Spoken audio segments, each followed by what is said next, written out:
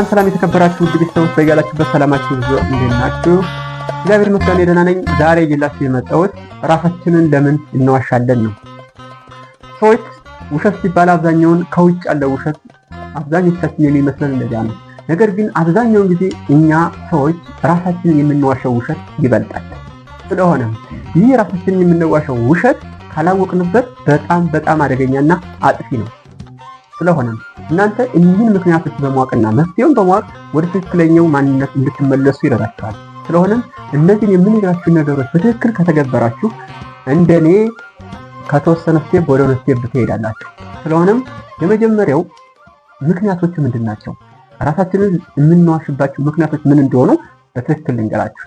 አንደኛ ላይ ብዬ ያስቀመጥኩት የምቾት ቀጠና ስለምንፈልግ ነው፣ ወይም ኮምፎርት ዞን የምንለው በተደጋጋሚ እንግሊዝኛው የምንጠቀመው ኮምፎርት ዞን የምንለው ነው። ምን ማለት ነው? እሱ የሆነን ነገር እውነቱን ከተቀበል መለወጥ አለብን። አንድን ነገር ለመስራት እውነቱን መለወጥ አለብን። ነገር ግን ይህ ለውጥ ደግሞ ድካም፣ ልፋት፣ ጥረት ይጠይቃል። ስለሆነም ሃይምሯችን ላይ ህመም አለው። አያውቀውም። ሃይምሯችን አዲስ ነገር ነው። ስለዚህ አዲስ ነገር መጣብኝ ብሎ ሃይምሯችን መሸከም ስለማይችል ኮምፎርት ዞንን ይመርጥና ወዳለበት ነገር ይመለሳል። ይህን እኔ የገጠመኝን ላስታውሳችሁ። እኔ አብዛኛውን ብቸኝነት መሆን ይደብረኝ። አብዛኛውን ብዙ ጓደኞች መሆን በጣም እንደሚያስፈልገኝ ነው የማውቅ። ከጓደኞች ጋር መነጋገር፣ ማውራት ያስደስተኛል። ነገር ግን ያን አንድን ስራ መስራት ብቻዬን በመሆንበት ጊዜ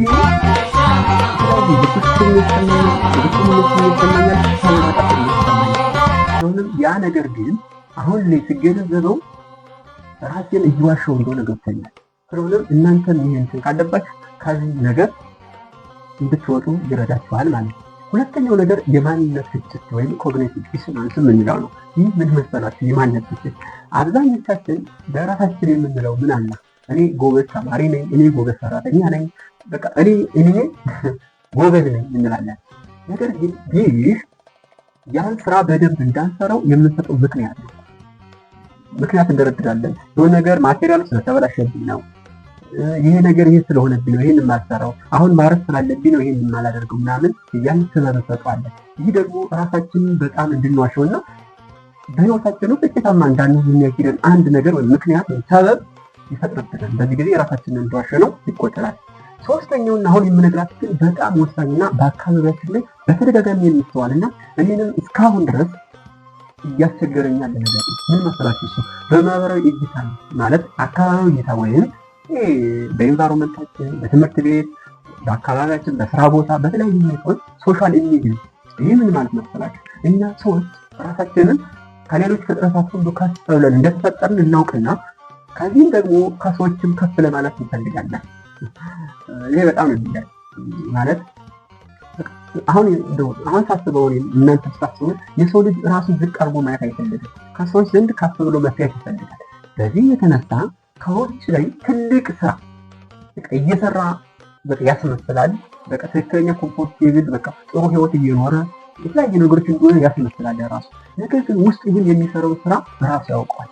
ስለሆነ ያንን በደንብ እንዳሰራ ሲያውቀው ለሰው እያስመሰለ እንደሆነ ሲያውቅ ውስጡን የዋሸውና ውስጡ ጋር የድፍርት ነገር ራሱን እንዲወቅስ ያደርገዋል ማለት ነው። ይሄ በጣም ከባድ ነገር ነው። ምክንያቱም አልቻለም ከሆነ እንዳልቻለ ማመን ነበረበት። ግን እንደሚሰራውና በጣም እንደሚችል ነገር ከውጭ ለሰዎች ለኢንቫይሮንመንቱ ያሳያል ማለት ነው። ስለዚህ እነዚህ ነገሮች በህይወታችን በጣም ጎጂ ድርጊቶች ናቸው። ዋናው ነገር ምን መሰላችሁ? ከዚህ ሁኔታ እንዴት እንውጣና ራሳችንን ሳንዋሽ እንዴት መኖር አለብን የሚለውን የኔም ጥያቄ ስለነበረ አብረን የሚጠቅመንን ነገር አብሬ ላሳያችሁ። የመጀመሪያው ይጠቅመናል ብዬ ካሰብኩት ነገር ምን መሰላችሁ? ራስን መጠየቅ። ምን ማለት ነው? ይህ ነገር እውነት የማልሰራው አጥቶኝ ነው ወይስ እየፈራው ነው ወይስ ጓደኛ ስለሌለኝ ብቻዬን ስለሆንኩ ነው ወይስ የፋይናንስ እጥረት ነው? ይህ ስራ ላለመስራት መጀመሪያው የከበደኝ ነገር ምንድን ነው ብሎ ቁጭ ብሎ መጠየቅ ራሱ ተገቢ ነው።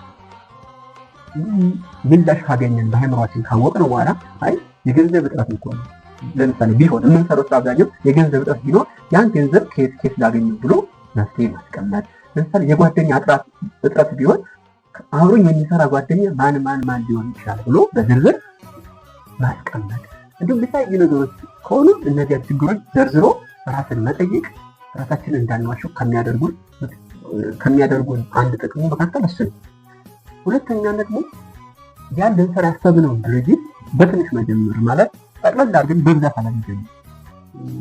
ለምሳሌ ጤፍ ላይ የስራ ልንሰራ እናስብ ይሆናል ህይወታችን ስበብ ግን እንደረድራለን እና ወይም የሆነ ትልቅ ነገር ሆኖ እንድንሰራ እንፈልጋለን። ሁሉ ነገር ተመቻችቶልን ማለት ነው። ያንን ሳይሆን በትንሽ ነገር መጀመር ወይም ማይክሮ ሀቢት ማዳበር ጥሩ ነው። ሶስተኛውና በጣም ጠቃሚው ነገር ምን እንደሆነ እንገራችሁ፣ ውሸትን መመዝገብ ነው። ያስቃል። እኔ ምን ነው የምዋሸው ለራሴ ለውስጤ የምዋሸው ነገር ምን ነው ይሄ መመዝገብ። ያን ከመዘገብኩ በኋላ ውሸትን ከመዘገብኩ በኋላ ያን ውሸት ደግሜ ለራሴ ማንበብ በማነብበት ጊዜ በጣም ነው የሚያስቃችሁ። ይሄን ሞክሩት እናንተ። በጣም የሚያስቅና ተራ እንደሆነ ሲገባችሁ ያኔ ሁሉም ነገር ታቆማላችሁ፣ መዋሸታችሁን ታቆማላችሁ። ከውጭም ታማኝ ለሁሉም ሰው ታማኝ ሰዎች ትሆናላችሁ ማለት ነው። እንግዲህ ቪዲዮ ከጠቀማችሁ ሼር፣ ሰብስክራይብ፣ ላይክ በማድረግ ቤተሰቡን ስላዳመጣችሁ ከልብ አመሰግናለሁ።